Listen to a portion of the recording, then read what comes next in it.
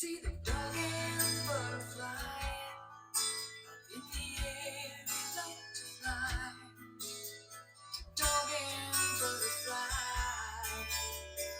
oh, she had to try. Welcome to my channel. Today we're going to be doing some testing with the Room EQ Wizard 5.0 and the USB Mini U-Mic 1 calibrated test lab grade mic set in my listening position. Okay, now we're going to do the baseline with the Heresy 1.5s and the sub before we make the changes over to the Super Heresy. We're using Room EQ Wizard. We're going to run a test from 10 hertz up to 20,000 hertz. We've got the SM-SL set at 25.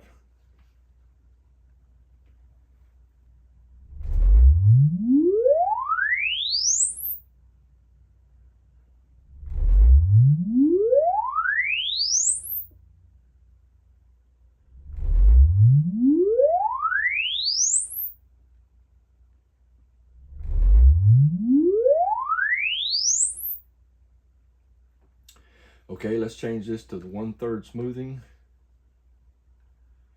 And what we'll see is we're going down to the sub. With the sub, it's going down to around 22.95 cycles or hertz.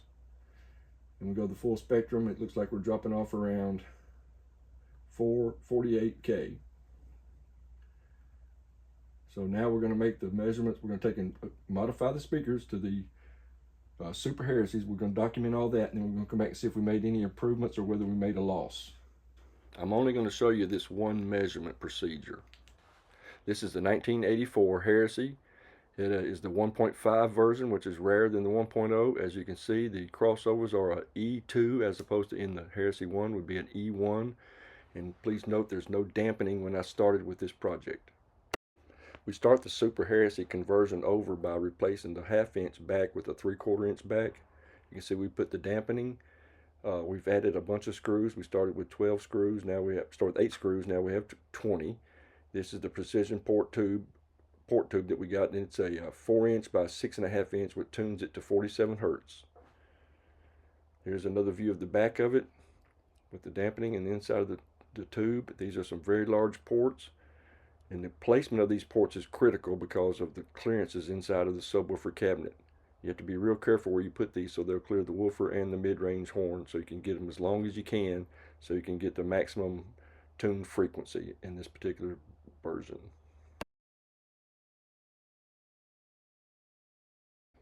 Here you can see the installed back with the gold-plated banana jacks.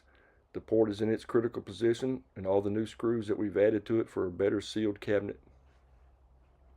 We replaced the K22E stock woofers for the Dayton Audio PA310-8. It's a very good replacement, quite economical, but sounds absolutely fantastic. You can pause it right now and you can take a look at all the specs for the Dayton woofer. We've replaced the stock 33 farad capacitor for the Jensen audio grade capacitors in the E2 crossovers. There is the new Dave Alt Smalls. The mid-range horn has been covered in Dynamat, and the inside of the box has been covered in audio foam. We've replaced the wires with some Scar Audio oxygen-free copper 14 gauge wire with gold-plated spade ends and gold and solid copper screws.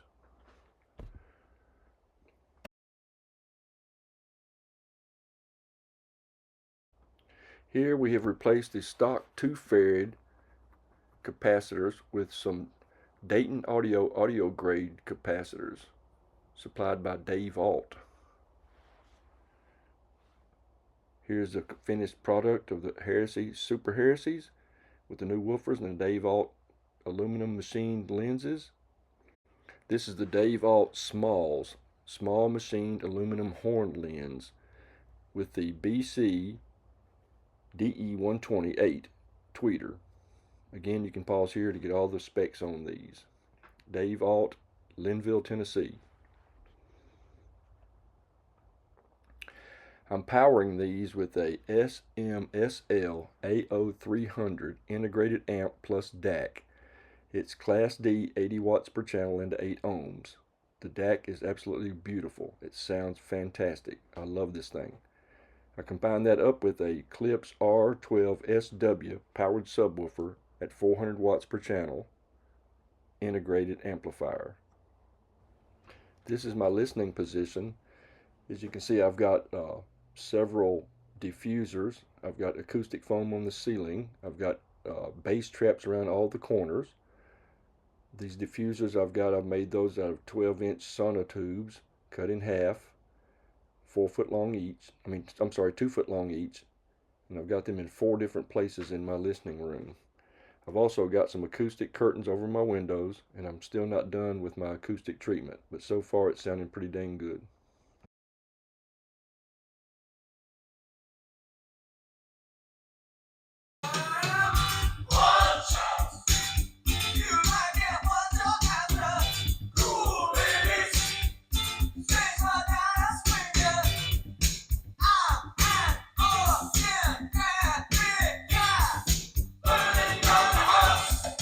Now for the final results. As you can see, the first screen is blue is stock, red is Super Heresies with the sub.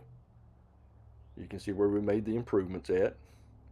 And the next screen is without the sub, and yellow is stock, and green is the Super Heresies without the subwoofer.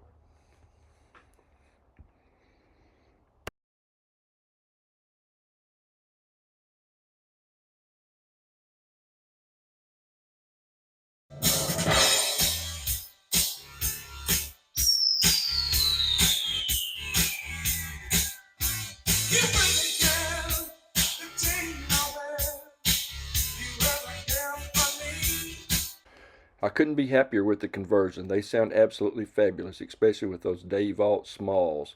The top end is crisp and wonderful, and the bottom end is just awesome.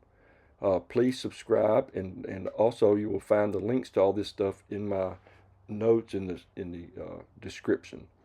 So don't forget to hit that like button and subscribe. Thanks for watching.